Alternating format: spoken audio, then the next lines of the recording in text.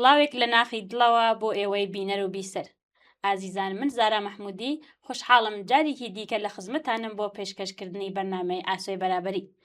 ئەمڕۆ دەمانەوێت بچینە ناو ژیانی ژنان و کچانی ئێران و کوردستان، ژیانێک کە لە نێوان هەژاری، فشارە کۆمەڵایەتیەکان، سنووردارکردنی ئازادیەکان و سیاسەتەکانی کۆماری ئیسلامیدا بەردەوامە.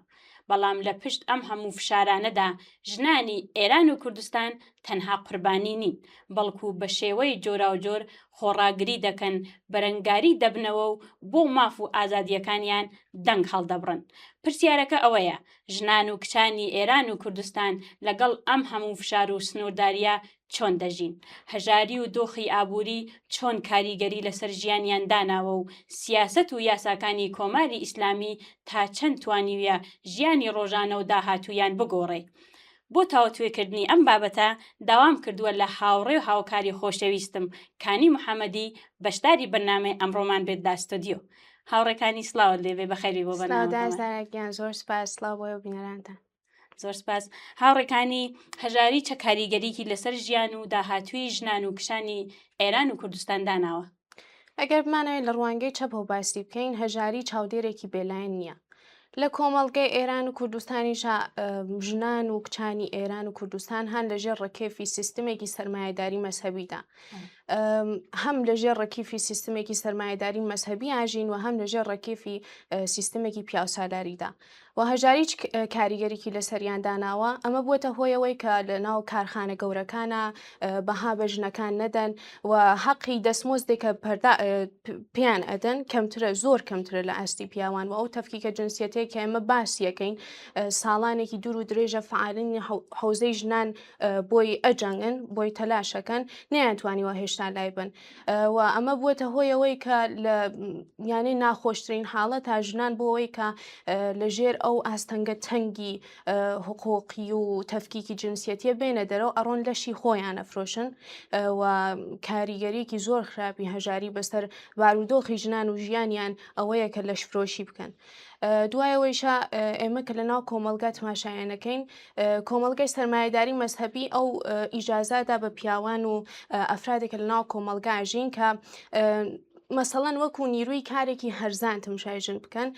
و دوایەوەیشە فقط نیروی کە لە ماڵەوە ئەبێ مناڵ بەخێو بکە، ئەبێ ژیانی خێزانداری بکە و ئەو شتانە. زۆر سپاس. هاوڕێکانی ژنان و کچان لە بەرامبەر ئەم فشار و هەژاریەدا چۆن خۆڕاگری دەکەن؟ ساڵانێکی دوور و درێژە ژنان و کچانی ئێران و کوردستان خۆیان ڕێکەخن، یانێ بە سازماندانی خۆیان لە ناو ئەنجیۆکانە، لە ناو کارزارەکانە توانین یانە دەنگی خۆیان بخەنە پاڵی کرێکاران و بخەنە پاڵی پەرستاران کە ئەترازەکەن و معلمان و بازنشەستەکان و لە هەر کۆبوونەوەیکی چکۆلەیشتا دێندەنگی خۆیان لەگەڵ ئەو کۆمەلگا هەڵدەدەن و یەکێکی ئەوەیە کە ژنان بە خوێندن، ژنان بە کارکردن لە ناو شوێنە جۆرا و جۆرەکانە، ژنان حتا ئەگەر ئیجازەیشیان پێنەدرێ، مەسەڵەن لە ماڵی باوکە لە ماڵی شواگەر ئیجازەیشیان پێنەدرێت، هێن کاری خانگیەکەن، دێن مەسەڵەن خەیاتیەکەن، دێن لە ناو ئینستاگرامە پەیجگەلێک لێدەن کە بتوانن مەسەڵەن ئەو کارانەی کە بەدەستی خۆیان دروستیەکەن بیفرۆشن و هەروانە بۆتە هۆیەوەی کە ژنان خۆیان ڕێک بخەن، ژنان خۆیان سازمان بن تا بتوانن دەنگی خۆیان لەو کۆمەلگا بەرزتر بکەنەوە. زۆر سپاس. هاوڕێکانی هەژاری چۆن بۆتە هۆی زیادبوونی کێشەکان وەک کارکردنی منداڵان و هاوسەرگیری منداڵانی کەژ لە کۆمەلگادا؟ من لە ئێرانە کە قەدەم هەڵێنی باشە، لە ناو کوردستانە بە تایبەت هەر لە ناو شەقامەکانی سنە، لە ناو شەقامەکانی تارانە کە قام ئەرەیلێ کە تەمشایەوە کنارەکانی خیابانەکانەکەی بەدەیان کچ و کوڕی منداڵی ژێر تەمەن دە ساڵ خەریکن مەسەڵەن دەستفرۆشیەکەن، خەریکن داوای پارە لە خەڵکەکەن، ماشینی خەڵک تەمیزەکەن بۆ ئەوەی کە بتوانن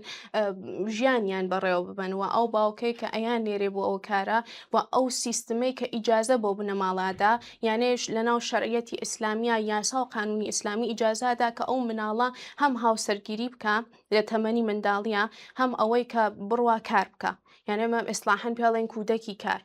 و ئەو شتە قەدەغەیە لە وڵاتانی ترا، بەڵام لە ئێرانە وەختێ لەژێر ڕکێفی سیستمێکی سەرمایه‌داری مەسهەبیە ئەژین ئیجازە ئەدەن، یانێ شەرعەت و یاسا ئیجازە ئەدا ببنە ماڵە کە بتوانێت ئەو شتە تەحمڵکە ئەو شتە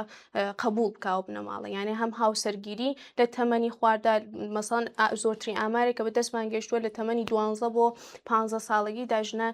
کچان هاوسەرگیریەکەن یعنی بە ئەجبار ئەو شتە ڕوەدات. زۆر سپاس. بۆچی ژنان زۆرترین بارگرانیەکانی هەژاریان لەسەر شانە؟ ئەم پرسیارە گەر بمانەوێت زۆر قوڵ بچین بۆ پێشوازی ژنان هەمیشە لە ناو تەواو جۆمبێشەکان لە ناو تەواو شۆڕشەکانە ئەگەر تماشای مێژوو بکەین ژنان هەمویان لە سەردەمیلیانێ لە سەفی بەرەوەی ئەو جۆمبشانە وێستاون و ئەمە فشاری ئابوووریە فشاری مەسەڵەن ژیانیانە ئێمە ئەگەر بین مەسەڵەن بڵین ژنان دوو جار کۆیلن لە ناو سیستمی سەرمایەداری کۆمەڵگای ئێران و کوردستانەوە لەژێر سیستمی مەرد سالاریە یعنی ئەگەر پیاو ئەچەوسێتەوە ژن دوو جار ئەچەوسێتەوە مەسەڵەن ژنانێک هەن باشە لە ئاواییەکانە ئێمە هێشتا وەکو ئەو سیستمەی ئەژین کە پێڵێن بە ئیسلاح فێوداڵیانش زۆر جار ئەڕۆن مەسەڵەن کاری مەسەڵەن حەیوانداریەکەن و شوانیەکەن و دێنەوە بۆ ماڵ وەختێ سەرن لەسەر سنیاکانیتە بۆیان مهم نییە کە شەوە ڕۆژە فقط هانفکرەوەکە بنەماڵە لیان ڕازی بێ مێمان دێ مەسەڵەن زوو چایەکەی بۆ تا بنن و دینەوە ناو کۆمەڵگای ئێرانیش کە زۆر جار بەها نەدراوە بە ژنەکان کە پیشڕەفت بکەن بۆیە بارگرانی ئەو فشاری هەژاریە بەسەر ژنان و زۆرە بەسەر ژنان و کچانی کوردستانەوە ئێرانیشەوە بە تایبەت لە ئێرانە ئێمە زۆر بەهۆی زۆربوونی جەمعیەت ئەو شتە زۆرترە بینین و دوایەوەیشە کە ژنان فقط وەکو نیروی کارێکی هەرزان تماشایانەکەن یانێ لە ناو ماڵی شاکە وەختێک کارەکەن ئەڵێن وەزیفەتە کە کار بکەین وەلێ لە وڵاتانی ترا حقوقەدەن بە ژنێکە کاری خانگیەکە کاری ناو ماڵەکە و ئەمانە بۆتەوەی کە بارگرانی ئەو هەژاریە بەسەر شانی ژنان و کچانی ئێرانەوە بێ. زۆر سپاس هاوڕێکانی. هەژاری و کۆنتترۆڵی کۆمەڵایەتی چۆن بووەتە هۆی کەمبوونەوەی دەرفەتی خوێندن و کار بۆ کچان؟ هەرە جۆرێکە ئشارەمان پێکرد ئەمانە هەمووی مناسباتی سەرمایەداریە هەمووی مناسباتی ئەو سیستمە سەرمایەداری مەسهەبیە کە شەرعەت ئیجازە ئەدا بۆ قانونە کە ژنان لە تەمەنی مەسەڵەن 30 ساڵگیدا بتوان ئەزدواج بکەن لە تەمەنی 9 ساڵاندا بتوان ئەزدواج بکەن و ئەمە بووەتە هۆی ئەوەی کە ژنان بە تایبەتی لە ئێراندا کچان و ژنان بڕۆنە ژێر ڕەکێفی ئەو سیستمەوە و دوایەوەیشە نەتوانن دەرس بخوێنن نەتوانن کار بکەن مەسەڵەن ئێمە وەختێ تماشای کارگە گەورەکانەکەین وەختێ ژن ئستخدامەکەن ئەبێ مەسەڵەن کەسێکی بێ کە پشتوانی بکە یانێت ئستخدامی ناکەن لە ناو کارگا گەورەکە مەسەڵەن کارگای پێترۆشیمی وەختێ تماشاکەی تەواو کاریگەرەکانی پیاون یانێ ئیجازە نادەن بە ژن کە لەو سەنعەتا ڕۆشت بکە و دوای ئەوەیشە وەختێ تێن حقوقی پێدەن زۆر کەمتر لە ئاستی پیا حقوقی پێدەن و ئەو نگاه و تەفکیکە جنسیەتیە لە ناو کارگەکانە هەیە لە ناو ژیانی ڕۆژانەی ژنانە هەیە و حتا ژنان بۆ ئەوەی کە بتوانن دەنگی خۆیان هەڵببڕن تێن مەسەڵەن لە فەزای مەجازی استفاداکەن کە زۆر جار سەفحەکانیان بەهۆی ئەوەی کە حجابی زۆرم لێ ڕعایەت ناکەن سەفحەکانیان ئەبەچێت و ئەو شتێشیان لێسێنن. زۆر سپاس هاوڕێکانی. بزوتنەوەی ژن ژیان ئازادی تا چەند توانویەتی گۆڕانکاری لە کۆمەڵگای ئێران و کوردستان دروست بکات؟ من یەکێک لە بەشداربووانی شۆڕشی ژن ژیان ئازادی بووم بە ئفتخارەوە شناڵم چۆن من لەو سەردەمەدا کاتێک لە تارانە کاتێک لە کوردستانە لە سنا لە سەقزە ئەڕۆشتین تماشامانە کرد لەگەڵ خەڵکەکە هاوەهەنگە بووین ژنان فقط مەسئلەیان حجابی زۆرە ملێ نەبوو ژنان مەسئلەیان کارکردن بوو ژنان مەسئلەیان بژێوی ژیانیان بۆەوەی کە چۆن ژیانیان بەڕێوە ببن بۆ دوای ئەویشە توانی زۆر گۆڕانکاری جا بکات ئێمە لەو سەردەمەدا گەشتی ئێرشاد بووە هۆی ئەوەی کە ژینا ئەمینی گیانی لەدەست بدا و دوای شۆڕشی ژن ژیان ئازادی مەسئلەی حجاب بوو بە مەسئلەیەکی حیاتی بۆ جمهوری ئیسلامی و ژنان توانیان کە گەشتی ئێرشاد بە تەواوەتی لە شارەکانی کوردستان و لە ئێرانیشتا لە تارانیشتا لای ببن لەو بارودۆخە بۆی کە بوو بە مەسئلەیەکی زۆر حیاتی بۆ جمهوری ئیسلامی و خەریک بوو لەگەڵ زۆرتر بەوە نیشانیدا کە ژنان بۆ حجاب خەریکن شەڕەکەن بەڵام وانە بوو ژنان دەنگی خۆیان یان خستە پاڵ پاڵدەستی کرێکارەکانەوە خستیانە پاڵدەستی تەواو ئەو خەڵکی کۆمەڵگە و ئێمە ئەمان بینی کە ژنان بە یەقین نەتوانمە بڵێم کە ڕێبەرانی ئەو شۆڕشە ژنان بوون کە لە مەراسمی ناشتنی ژینادا ڕووسەریەکانیان بەرزەوە کردووە دروشمی ژن ژیان ئازادیان هەڵدا و گۆڕانکاری زۆرێکی بوو ژنان پایان ناو قۆناغێکی تازە لە ژیانیان لە ناو کۆمەڵگەی سەرمایه‌داری ئێراندا و توانیان ئێستا دەنگی خۆیان بەرزتر بکەنەوە ئێستا بتوانن کارزار بۆ خۆیان دروست بکەن ئێستا بتوانن دەنگی خۆیان بخەنە پاڵ دەنگی باقی ئەو خەڵکەیەکە لە ناو کۆمەڵگا هەن و ئەوە ئەو گۆڕانکاریانەیە بوو کە لە کۆمەڵگەی چەقبەستووی ئێراندا توانیان بەرزی بکەنەوە دەنگی خۆیان. زۆر سپاس. هاوڕێکانی ئایا داهاتووی ژنان و کچانی ئێران و کوردستان لەژێر ئەم سیستەمەدا چۆن دەبینن؟ سیستمی سەرمایه‌داری مەزهەبی نەک تەنیا سەرکوتی کەم نەکردوێتەوە بەڵکو زۆرتریشی کردوێتەوە. ئێمە وەختێ تماشای ئەو هەواڵانەی کە بەدەستمانەکەین مدام ئەبینین کە ژنان و کچان ئەبن بە قوربانی سیستمی مەردساناری و سیستمی سەرمایه‌داری و تازەترین هەواڵەکانیەوە بوو کە کچێ بەناو ئاتوسا بوو بە قوربانی ئەو شتە. یانێ منزورمەوەسە کە سەرکوتی ئەم سیستمە کەم نابێتەوە بەڵکو زۆرترە بێتەوە. پس ژنان ئەبێ سازماندراوە بڕنە پێشەوە خۆیان لە ناو ڕێکخراوەکانە جێ بکەنەوە بتوانن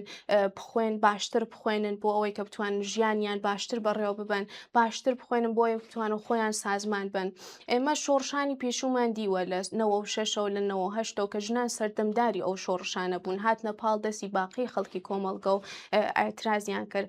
و ئەبێ دەرس وەربگرن لە ژن ژیان ئازادی دەرس وەربگرن لە نان کار ئازادی و هەر تەواو ئەو شۆڕشانەی کە مێژوو پەیمانی نیشانداوە شۆڕشانەی پێشوو پس ژنان لەژێر ئەم سیستمەدا قەتعەن پیشرەفت ناکەن یانێ سەرکوت زۆرترە بێتەوە دەنگیان زۆرتر کپە بێت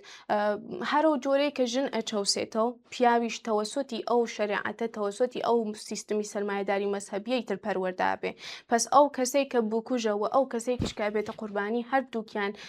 قوربانی دەستی سیستمی سەرمایه‌داری مەزهەبی و دەستی سیستمی مەردسالاری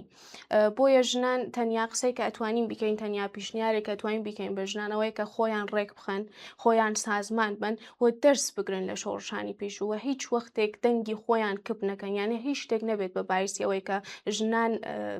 لە ناو کۆمەڵگا سەرکوتەکرێن بەڵام لە ناو بنەماڵی تر ئیجازە نەدەن بە بنەماڵە سەرکوتیان کە لە ناو ژیانی خێزانداریە ئیجازە نەدەن و بتوانن شۆڕشێکی تر بڕەخسێنن کە ئەم کاتی تر بەڕاستی ئازادی ژنی لەگەڵا بێ ئازادی کاری لەگەڵا بێ ئازادی اقتصادی ژنی لەگەڵا بێ و هەموو شتێک. دەستخۆش هاوڕێکانی لە کۆتاییدا من پرسیارێکم نییە ئەگەر خۆتان شتێکتان هەیە بۆ باسکردن فەرموون. ئێمە هەمیشە باوەڕمان بەوە هەیە کە